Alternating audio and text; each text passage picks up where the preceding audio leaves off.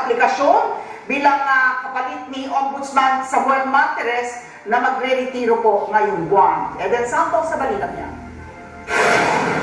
Wala pang hawak na shortlist si Pangulong Ferdinand Marcos Jr. para sa susunod na kalihim ng Department of Justice. Yan ang kinumpirma ni Presidential Communications Office Undersecretary Claire Castro sa taling italaga ng Pangulo si Rimulya sa Office of the Ombudsman. Una rito, inamin ni Rimulya na ipinaabot na niya kay PBBM ang intensyon na mag-apply bilang bagong ombudsman. Wala pa pong nababanggit ang Pangulo kasi wala pa rin po yung shortlist na tatanggap ang Pangulo. So, hintayin na lang po natin kung ano po ang magiging pasya sa tamang panahon.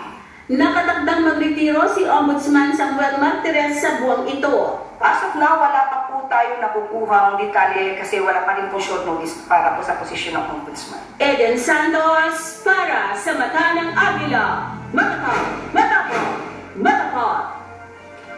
Dapat naturuan ng mga Pinoy sa paggamit po ng makabagong teknolohiya, lalo na po ang AI o Artificial Intelligence, at dapat pong magkaroon ng kaukulang regulasyon para dito. Ito po panawagan ng Cybercrime Investigation and Coordinating Center o CICC ng DICT o Department of Information and Communications Technology. Pero iba't ito ang paalala na hindi dapat dumipende na lang ang publiko sa AI. Bill Pasco sa balitang yan.